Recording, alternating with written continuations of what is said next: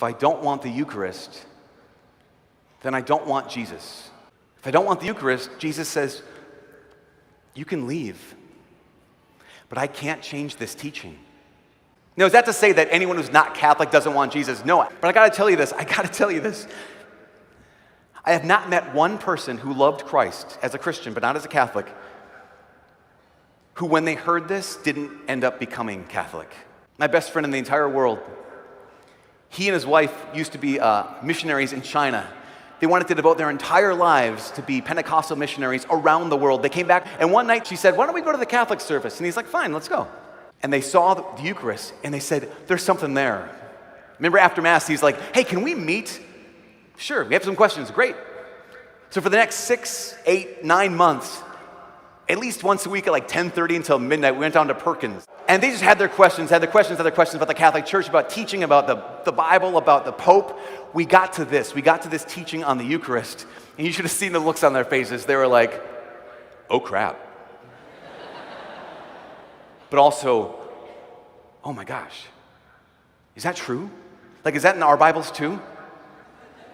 Yeah, it's in all of them. But you should have seen this because they knew. Her dad is a minister. He runs his own church. Her uncle is a pastor. Her grandfather is a pastor. She married this guy who's going to become a pastor. And all of a sudden they're like, do we have to become Catholic for real? When they made the decision to become Catholic, his mom told him, I've never been more ashamed of one of my children in my entire life. And he was like, Mom, one of my brothers is in jail. What are you talking about? But he realized this, like, no, if I don't want the Eucharist, then I don't want Jesus. And that's the question for all of us. You realize you're made for this. Jesus made you not just to have a relationship with him, but to let him give you his whole body, his whole self. Some people say, well, that's not real. I mean, it's more like a symbol of Jesus' body. I don't know if you've ever heard that, right? Have you ever heard someone say something like that?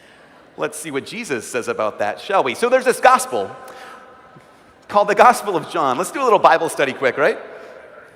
His disciples are quarreling, they're murmuring, but in verse 66, it says this. It says, as a result of this, many of his disciples returned to their former way of life and no longer accompanied him.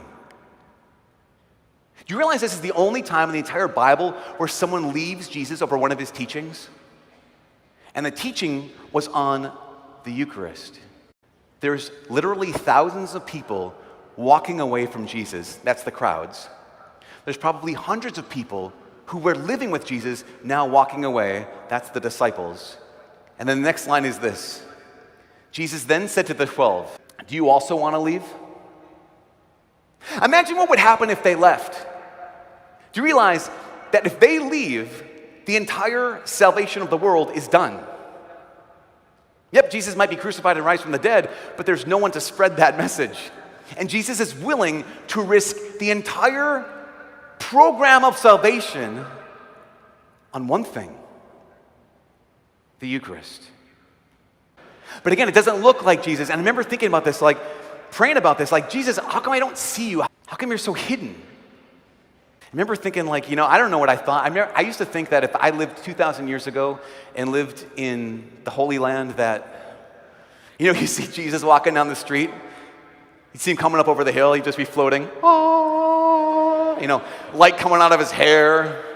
He looks at you and says your name, Michael, I'm like dead, kind of this. But if you were to see Jesus 2,000 years ago walking along the street, would he look like God? No, that was not a trick question. He was God hidden. He was hiding his glory. And he was hiding his beauty. And he was, in some way, crazy way, he was hiding his love because he knows this. He knows you. He knows your heart. And he knows that if he didn't hide his beauty, if he didn't hide his glory, if he didn't kind of hide his love, you would. We would. Because I got to tell you, if Jesus didn't hide himself in the Eucharist, I'd be the one hiding. If you walked into a Catholic church and you saw the radioactive love of God coming out of that tabernacle, I wouldn't go anywhere near it because I would say, I can't get close to you. I'd be the one hiding. And so he hides himself so that you don't have to hide.